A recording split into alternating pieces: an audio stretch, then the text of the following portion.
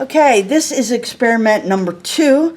This is a water cycle in a bag. And so you just need any kind of Ziploc bag. Here we have a little like sandwich size. And here is the bigger one, a big gallon size Ziploc. You can use any size that you have at home, or if you got our kit from the library, it has the larger size Ziploc in it.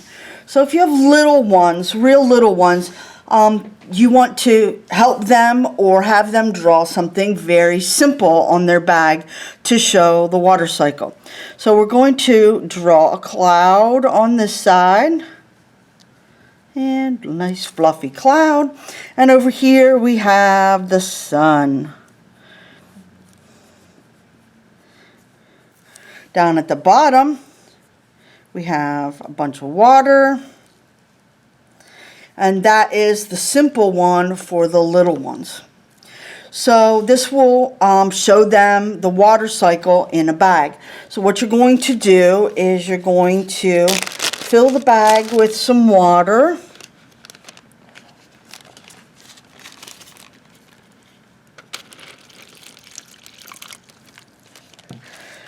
So that it comes up about to the level where they marked their ocean. Does not to be exact. And then you're going to just zip it closed. And there you have it. Can you see that? So we got water in the bottom there. And then what they're going to do is they're going to take their bag and they're going to tape it to a window. Then the water will evaporate, so it'll go up to the top, it'll condense and form a layer of clouds at the top, and then it'll drip back down into their bag so they can watch the water cycle over and over again.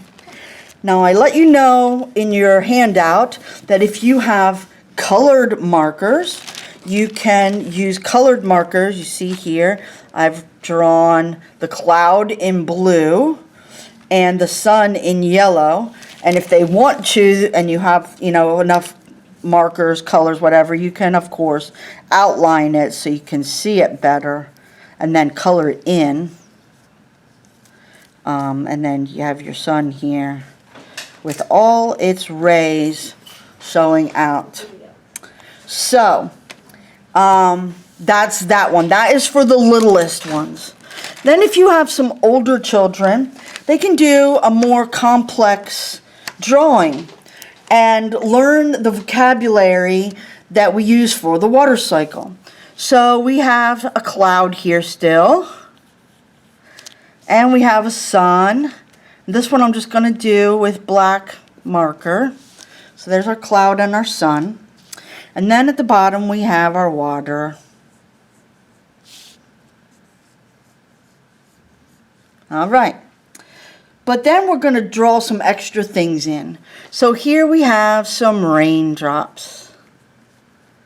And that is, we're going to turn it sideways, and that is precipitation, which comes down. So I'm going to draw an arrow. Precipitation. Okay?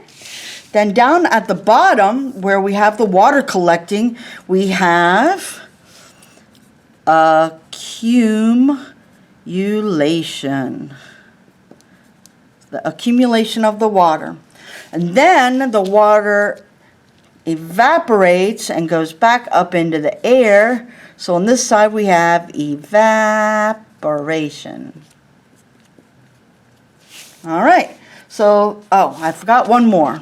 So once the water evaporates, it condenses into a cloud. So we have condensation.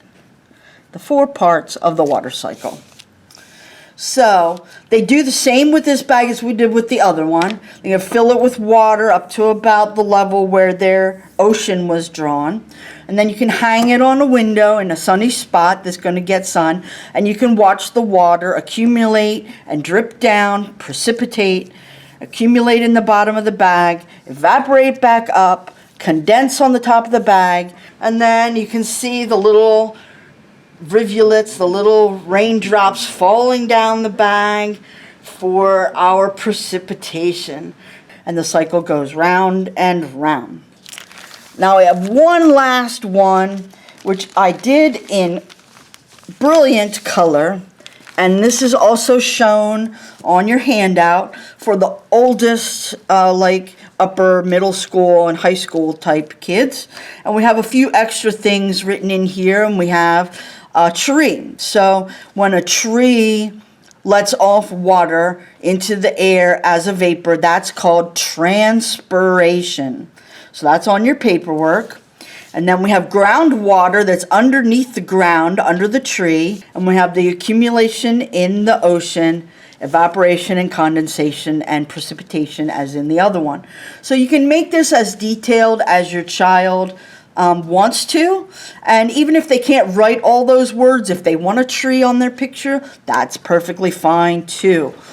So that's the second experiment.